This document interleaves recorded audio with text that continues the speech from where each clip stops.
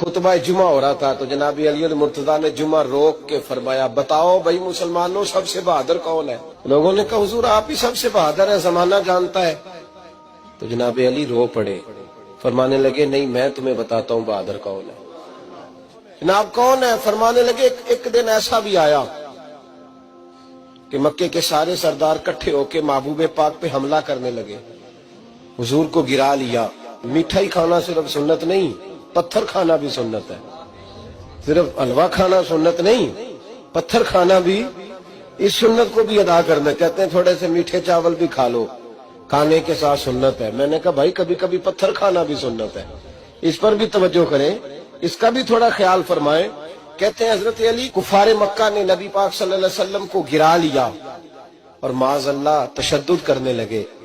فرماتے ہیں کوئی زور زور سے پکار رہا تھا، میرے کانوں میں آواز آئی جب میں گھر میں تھا، کوئی زور زور سے پکار رہا تھا، اور وہ کیا کہہ رہا تھا؟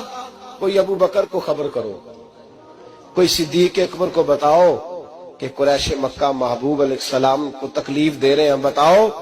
حضرت علی کہتے ہیں جب تک میں باہر نکلا تو میں نے ابو بکر کو دوڑتے ہوئے دیکھا، صدیق اکبر کے پیروں میں جوتا کوئی نہیں، سر پہ ٹوپی کوئی نہیں، تینوں لب دیاں آپ گواچے، سانو اپنی خبر نہیں کوئی۔ کہتے ہیں بھاگتے جا رہے ہیں، اور پھر جب صدیق اکبر پہنچے تو میں دوڑا آ رہا تھا اور منظر دیکھ بھی رہا تھا کہ ابو بکر صدیق نے ایک کافر کو ادھر پھینکا، دوسرے کو ادھر پھینکا، تیسرے کو ادھر، اور ساتھ ساتھ فرماتے جا رہے ہیں ظالموں اسے مارتے ہو جو تمہیں جنت کا راستہ دکھاتا ہے، ظالموں ان پر تشدد کرتے ہو جو تمہیں جہنم سے بچاتے ہیں، جو تمہیں اللہ کا قرب دیتے ہیں، جو تمہیں دنیا کی آزمائشوں سے بچانے آئے۔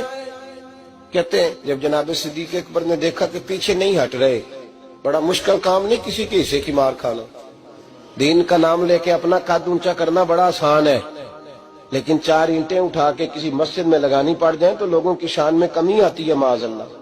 جناب ابو بکر صدیق رضی اللہ تعالیٰ عنہ حضور کے اوپر لیٹ گئے، اور مولا علی فرماتے ہیں نبی پاک کے حصے کی ساری مار ابو بکر صدیق نے کھائی، اور اتنی مار کھائی کہ بے ہوش ہو گئے۔ ان کے قبیلے کے لوگ آئے، اٹھایا، اور قبیلے کے ایک شخص نے کہا قریش مکہ یاد رکھنا اگر ابو بکر کو کچھ ہوا تو تمہیں بدلہ دینا پڑے گا۔ لے گئے۔ ان کی اماں کہتی ہیں ساری رات میں اپنے بیٹے کے زخم دھوتی رہی اور میں روتی رہی، ساری رات میں پٹیاں کرتی رہی اور میں پریشان رہی۔ برادری ساری کٹھی تھی کہ ابو بکر کو ہوش آئے اور وہ بتائیں کون کون شامل تھا تو ہم بدلے کی کوشش کریں۔ والدہ کہتی ہے میرے دل میں خیال تھا